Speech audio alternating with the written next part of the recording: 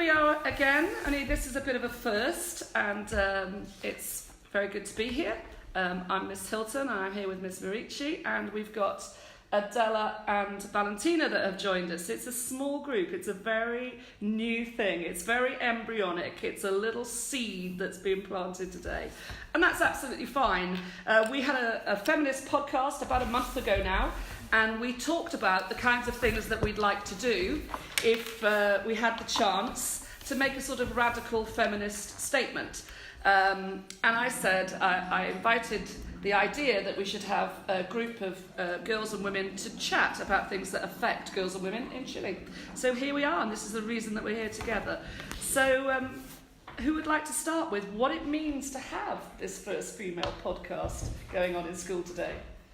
Valentina? Yeah, I think it was about necessary to do this. I was really impressed when I came to the last podcast that we had like 3 girls and then like a really big group of boys talking about feminism. Yeah. So I think it's necessary, and I'm really happy about it. I think it's a small step towards what we have to do at school, so it's great. Good. What do you think, Adela? Nice to see you here today. Yes, I'm also happy to being able to be here today.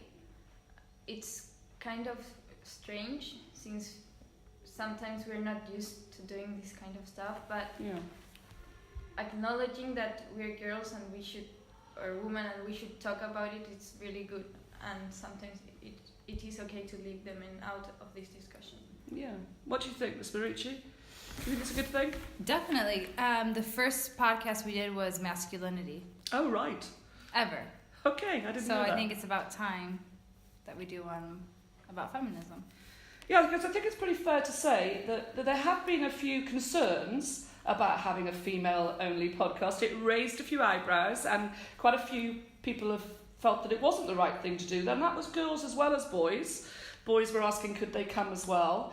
And then I said, really my thoughts about it are actually to have a more inclusive conclusion. As you said, we only had, a handful of girls come to the feminist podcast with a big group of boys, and the boys are used to coming to this and are quite comfortable with this, and maybe they're used to having their voice being public, and maybe girls are more used to having it in private. And so I was hoping in the end that by today we plant a little seed that girls will realise that they have got a public voice and it needs to be heard, and that we would be more inclusive in the future with more girls coming to the podcasts. I mean, to me, it's no different to, Jewish people wanting to get together, or Christian people, or people of colour, or, sometimes people of like-mindedness want to get together.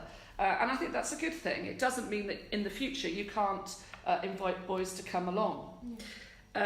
Do you think that there's anything else that you'd like to say about these accusations of sexism or double standards? Yeah, I feel like we as women are being affected in the way that society has been constructed. So the fact that we as a group, not necessarily of women, but people that have been affected by the patriarchal system, it is necessary to show our point of view without being interrupted or maybe attacked, because there's that risk when we involve people that are not included in our group.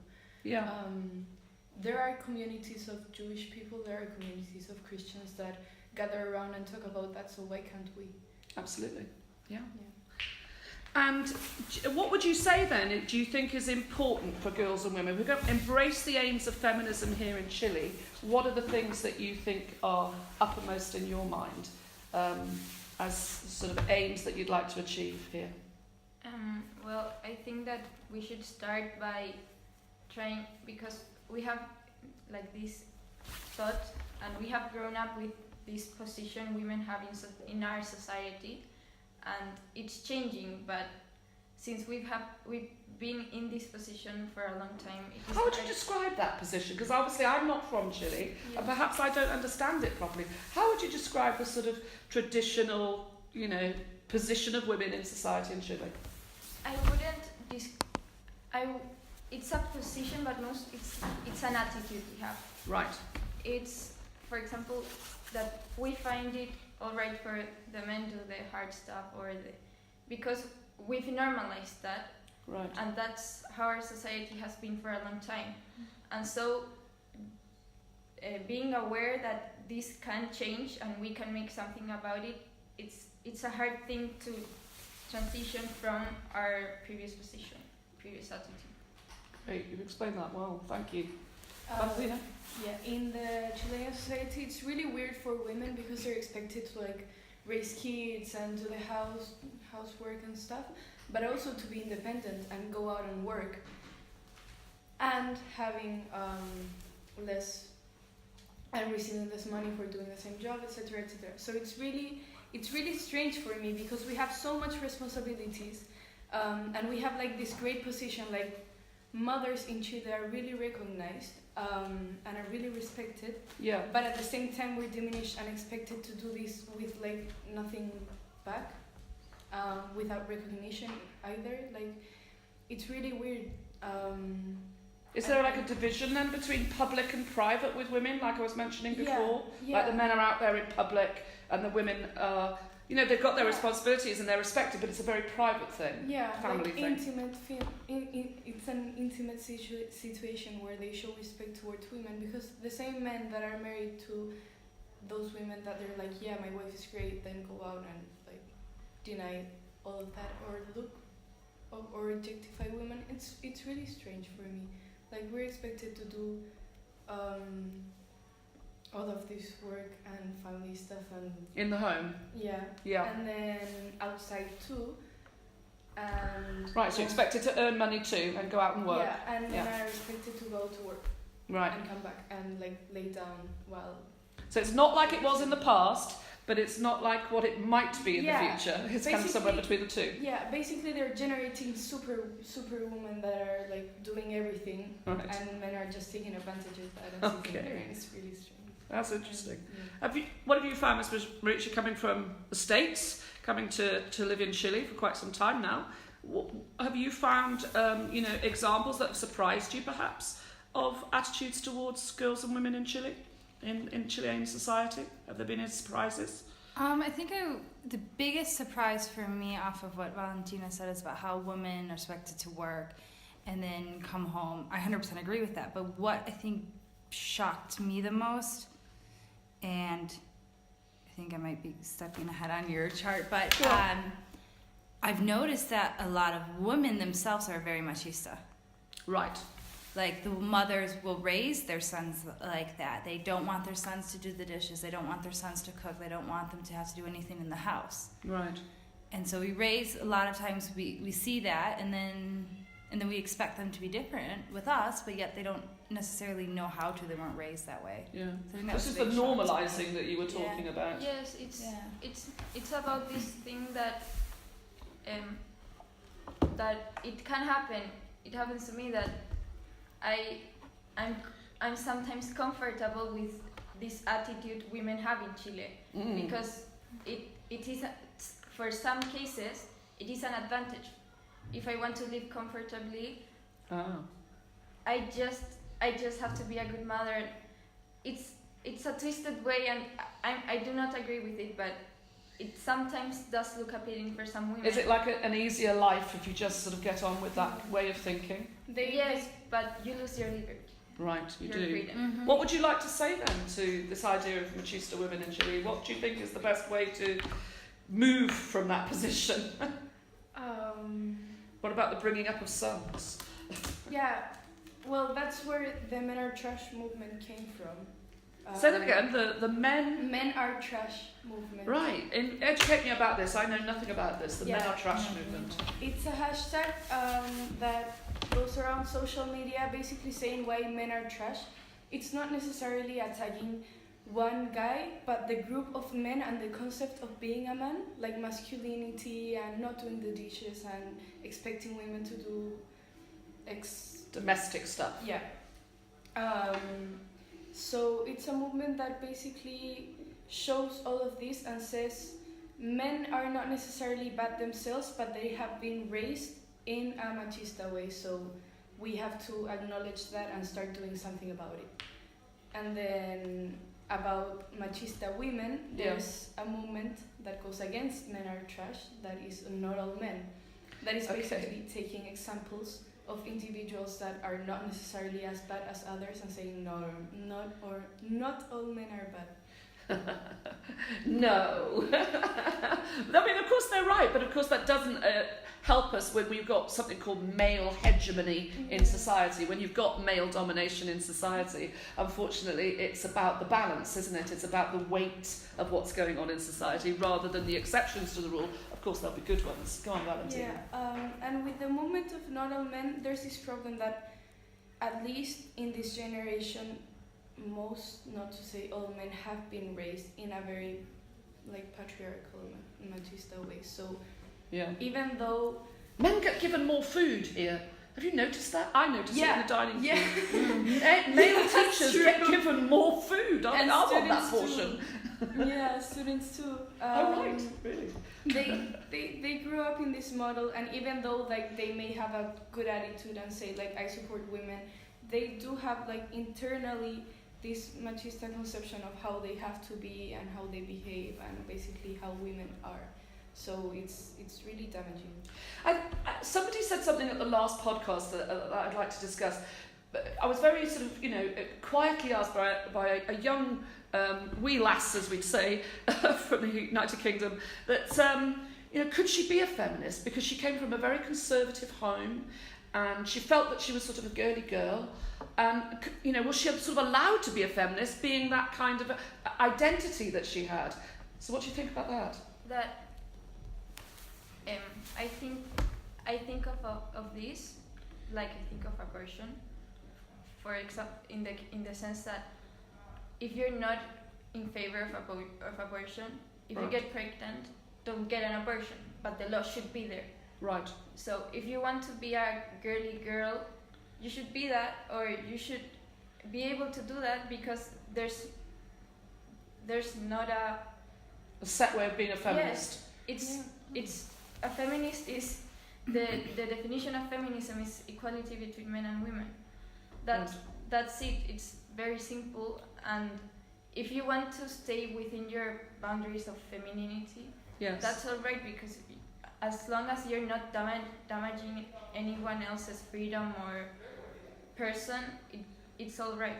So here's another question then about family. Do you think in Chile that your families, which is such an important unit and security and structure for you in society, do you think they help or do you think they hinder some of the aims of feminism here? I think they hinder. My family is really harsh in terms of feminism. Right. My uncles especially. Why is that? They, for example, for the marchas, I forgot the name. When women go out topless. Oh, when they're marching? Yes. Okay. Yeah, my family is not, so when women... No, when women march. Yeah, when women are topless, my uncles just like say, oh, I had like to put a pill on a drink before, so they would take their shirt off, and now they're doing it like free. And it's just so... So missing the point, perhaps. Yeah, and then you go and say, well, that's not the point. That's not the objective, this is the objective, and you explain everything, and they're like, no, don't, just those. But in a way it helps, doesn't it? I mean, the way they're showing exactly how women are objectified, how they're seen as sexual objects, but to totally miss that point. Exactly, it's like, just because my top's off doesn't mean I'm doing it for you, or I'm calling for attention. And because they don't even know the movement. Yeah. Like, for example, in this case, Free the Nipple is for mothers to be able to feed their babies. It's totally off the point, and men, women, whatever, they sometimes talk without knowing, and that's when like the breach starts to get bigger, because there's Do you think there's fear in families then in Chile that if they embrace values like feminism, that it will just get all too liberal and it will go all too far, and perhaps some of the things they value about home life will disappear? Because I did reflect on this myself, thinking, I wonder how many girls and how many of our female students here go on to leave Chile. How many of you actually go and, live in the States or Europe or other parts of the world, other parts of Latin America? How many people actually move away from family here? Because it's not expected, perhaps. Expected you'll stay. Especially for women in Chile, we're expected to kind of take care of our family. For example, when moms get sick or parents or uncles, it's all the time the women that are constantly taking care of them, taking them to the doctor, and making sure they're okay. So this idea of especially women leaving the family is really controversial here. Not necessarily like explicitly, but you just know that you cannot leave your mom because she might die. That's the concept that was like in our heads. But I mean, life can be long, hopefully. I mean, you can go away and come back. I mean, I'm in that position now towards my life. You know, I might be thinking, oh, my mum's getting older. I'm going to move home one day. And you know, one day I will move home again because we'll both be a lot older. But I've had a long life where I've lived in other places in the meantime, you know? Yeah. That makes me, what you said makes total sense to me, because when I moved here, people are always like, oh, but you left your family? Weren't you afraid? Like, no, what? You know, because that concept doesn't exist in the US. Yeah. I just wanted to slightly skew this question a little bit to another area. I heard on the news this morning that a woman has been killed in Santiago by her husband, that there'd been a history of violence between the couple, and that she'd taken out several denuncias against him for violent behaviour, and now he's killed her. And I wondered what you thought should happen in Chile. We've had the Me Too movement, but I almost want to say the kind of, you know, not you. It's almost like so common, domestic violence, not just in Chile, but in Latin America, the Caribbean. This is something where I've lived in the Caribbean before, and you hear this kind of conversation in this part of the world a lot. Do you think that it needs to have a new impetus here? You talked about attitudes towards women changing. They are changing. But what do you think still needs to be done? Politicians, they have to change. We have loads of men and 3 women in like the decision making. Most of the ones that make the decisions are men. So how can they understand what women go through? Generally, like in a day, men don't necessarily have the perception that women are being abused. Like they may be, for example, in a sexual situation, and when she says no, and then she says yes, he's like, oh, he said yes. And the no's before were like expected, so she looks more pure. Right. So they don't really know from when abuse starts, whether it's sexually, physically. So why are they making the decisions alone? They should also have influencers that are women and know about this and have experienced it. Yeah. I wonder about, are there refuges? I don't know. Are there refuges here, like hostels, like houses, safe houses that women can go to? Because when you take a denuncia out for violence, I know that they are trying to work hard. I do believe that at the moment. They're trying to work hard in Chile to really take this law seriously about, you know, I think they call it intrafamiliar violence. And they're trying to take it seriously. But there comes a point where, you know, but what if your partner, your husband, has nowhere else to go? You end up being trapped in the family home. So are there safe houses for women to go to in Chile, where they could go and take their children and live somewhere else? Maybe they are, but we don't know about them. You don't know about them, so it's not widely known. I think, yes, it's not a thing yet. And perhaps that is a good idea in order to promote this law and for it to work.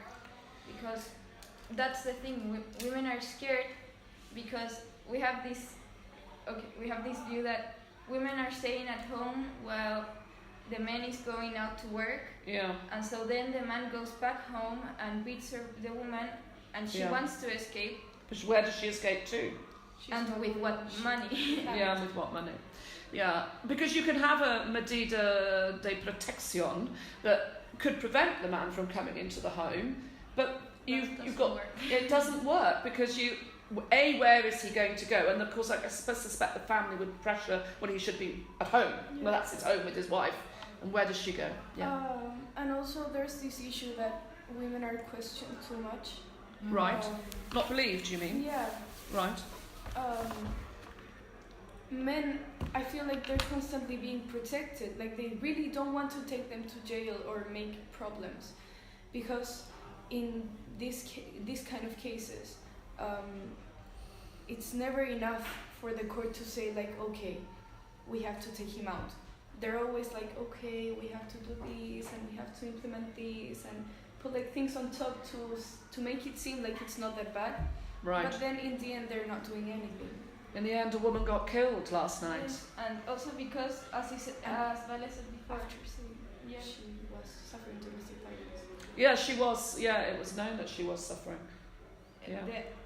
Most of these cases, men are taking the decision because the judge, a male judge, decided that it wasn't aggressive enough. I don't know, but Yeah. Or maybe she provoked him to do it. yes, Oh, that's a classic. Yeah. Yeah. It's your fault. You shouldn't talk to me in a certain way when I've had a drink. You know, it's your fault. that's the problem, that we only have a male view of things, of the people that are making the decision about it, and so they have a completely different perspective of what women think. I would look at a situation like that and I'd be scared. I'd be scared for that woman because Yeah. There comes a point where you need to say there needs to be intervention here, where she needs to be able to get out. Yeah. And she needs to have that option. I don't know if there was. And you don't know how much Machista as well influenced her or the family, because I don't know these people personally. And like in cases not only of domestic violence but of rape, for example, we Right. see how machista judges are. Like the questions, what were you wearing, where were you at, why does that even matter? Yeah. Yeah. Like is what you're wearing matters. Like if you're wearing a mini skirt, you're not asking to get your ass grabbed by a man. No. You know. And it's like if men were dressed in a way that you know, say they had a great body and they were dressed in a way that you could see they had a great body, where are all the women trying to rape him? Yeah. Well, that's not how women behave. Even if a woman is sort of given permission to be sexually provocative, I suppose you could go and see men strip off in a male strip show, which is permitted to leer after the male body in that scenario. Still, you don't hear that women, then go on to abuse the man. It's all about your mindset, isn't it? It's all about what you think is right, or what your attitude is, what's permissible, or how you behave. I think the argument is very stupid because rape is the only inexcusable crime. You have no reason to rape someone. It's not in self-defense. It's not for protection. It's just the extreme assault, isn't and it? they attack Extreme the assault. victim constantly when taken to court, and it's so stupid because there's no reason in order for rape to happen. Well, this is exactly what Germaine Greer, a famous Australian feminist from long time, she's even older than me, she's been writing for a long time. She famously produced a book called Female Eunuch, and she's been out in the press again, and she's actually trying to say something about consent. She's actually saying what you're talking about. Inexcusable. Rape is inexcusable, but nobody's getting prosecuted. Very few men are getting prosecuted. Because rather than talk about consent, we're labelling rape as a sexually violent crime. And what she said, which has caused a lot of controversy, is most of the time that's not what it is. Most of the time, she's actually said that it's lazy, it's careless, and it's insensitive. And she wants the discourse about rape to change. Now, she's had a lot of criticism because some people have said, "Oh, you're diminishing rape to something as though it's not that terrible," and she doesn't apparently mean that at all. Whilst there are violent rape cases, she's saying the majority of them that never reach the courts are women thinking they have to just accept the fact that the man is gonna roll on top of them and have what he wants and then roll back off and go to sleep or whatever. That's what we were talking about before with Vale, about teenagers, that when you're a teenager and someone's pushing you, you're scared, you're inexperienced, and as you said,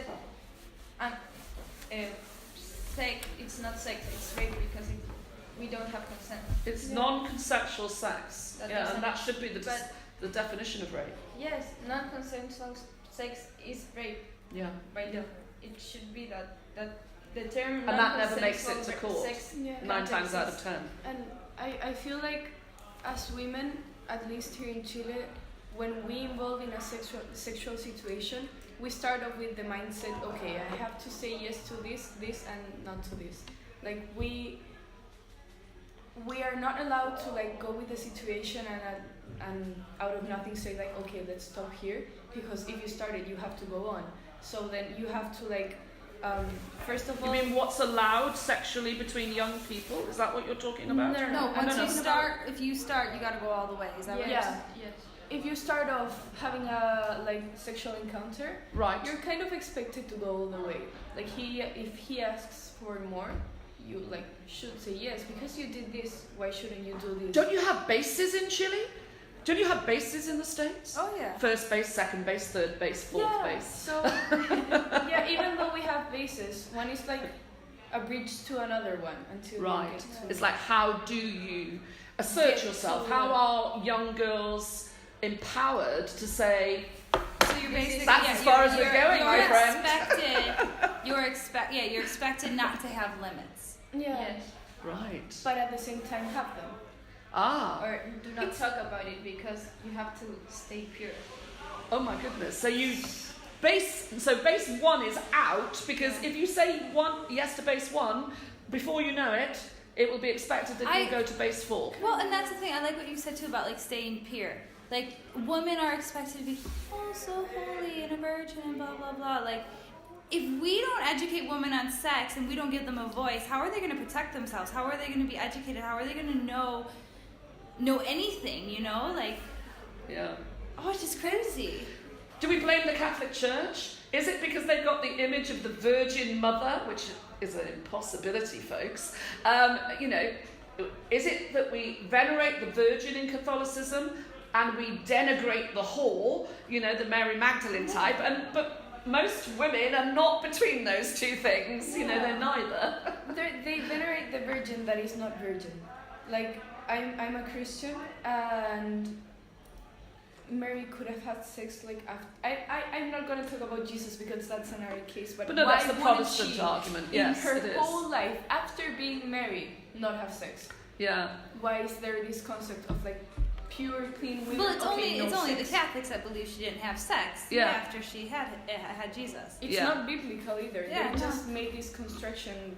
Yeah, because the Bible talks about the brothers of Jesus, and the Catholic Church gets around that by saying, oh, they mean cousins in that society. Yeah, You don't exactly. actually mean his brothers, yeah. Yeah, no, it's really strange. But it's hard to find women in the Bible that are presented simply as ordinary women. There's not so many of them. There's Mary and Martha, the sisters Yeah. that are friends of Jesus, but mostly We they're... talked about that. Remember Yeah. that? Who was she got raped by her brother. It was a story in the Bible when she got raped by her brother, and then she couldn't. What was it? Do you remember we talked about it? I think you're going Testament. to... Yeah, it's the Old Testament. Yeah.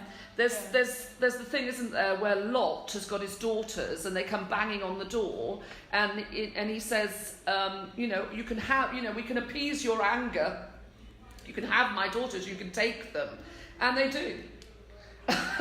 The people of that place take the daughters and rape them, and it's almost like permitted by the father, and therefore is this permitted by God? This is acceptable. Yeah. It's In a huge issue as to the way women are treated in biblical terms, and to how much that affects Christianity. Yeah. How much does it affect us in Chile? I feel like it also has to do with how we're seeing how the Bible treats women, because Right. there's this tale of the woman that was found in adultery, Right. and they're constantly saying that she was a sinner and all that stuff, but that guy was in adultery too. And Yes. what Jesus is doing, he's criticizing basically the law that was punishing the woman, Yes. but not the man. Yes. So it also depends You on how have you look at it. you that is without sin, throw the first stone. It's Yeah. that story. That's that story. Like they are judging the woman and not the man, and Jesus is not only asking them not to throw more stones, but to realize that the man is sin too. So we might say from a Christian point of view, Jesus might be helpful here. Yeah. Maybe the church isn't so helpful, but Jesus might be helpful. Yeah. That's a positive note to finish on that one. So the final thing I just wanted you to have a little think about was, if there was one living female speaker that you could get to come here to the Grange, maybe to increase our numbers in a podcast in the future, who would that be and why? Who would you like to see come and talk in perhaps something like this in the future? Because I will invite them. Well, I don't think you can invite her, but there's this girl called in Instagram Scandinavia Dream Girl. All right. I don't remember her actual name because I only see the... You see her in Instagram? Yeah. Is she here? No. Okay, so she's not in Chile. No. And she's amazing. She talks about sex. She talks about the definition of femininity, of what is actually exposing your body, of your body being like a political canvas towards society. And she's called, what's she known on his Instagram? Scandinavian Dream Girl. Scandinavian Dream Girl. Yeah. That's interesting. All together. Maybe she visits Chile. You never know your luck. Yeah. And there's also a girl that's called Brazilian Gold. Yeah. And she's really, really like forward going with her comments. Right. In all of her pictures, there's a description. She really embraces women empowering physically and mentally and emotionally. And yeah, she's amazing too. So I think they should check them out at least. Excellent. Is there anybody you can think of that would be good to encourage girls to come to the podcast and chat again in the future? She wouldn't never come, but I think she's a role model everyone should follow. It's Emma Watson. Okay. She's the actress. Yes. She's a little British girl. Yeah. I feel like she did everything. Like and she's confronted a very sexist, industry, hasn't she? Yeah. Yes, and she's trying. She's fighting for us. She works in the UN. She's a very strong female role model, and the fact that she was an actress, she was able to study as well. Yeah. She now is fighting for women. I think it's amazing. Yeah, so somebody like her would be good. Anybody you can think of? I was actually going to say the same one because Emma Watson. Just because she's so relatable to young women. Yeah. Yeah, I think there are a number of actresses actually that come to mind that are working for UN, and they're famous people like Angelina Jolie is one of them as well, isn't there? And there's some of the Spice Girls as well. I know that Ginger Spice has been Posh too. Yeah, Posh. Yeah, there's a few of them that have been involved from the past. What about you've had a female president here? Yeah. Is she a good role model for women and girls in society here? I feel like she could be. She was involved in a women congress. What was her name? Michelle? No, Bache? Yeah, I think she's more seen as a political figure rather than a feminist. Yeah, so she's probably had to walk a very fine, careful line, hasn't she, to be heard all those years?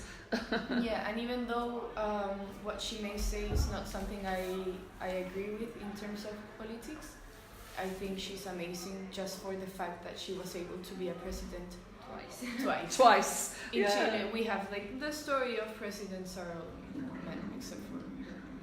I think, for me, I was very impressed when I walked into the Chilean embassy in London and I saw this woman on the wall. I thought, wow, that's.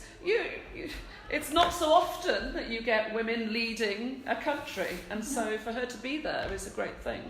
And maybe there are, women that people know in their families actually that would be great role models, and maybe that's a discussion you girls can go back and have with other girls here to say, we've had a great afternoon. It's been really nice to have this chance to chat, although we've been small in number.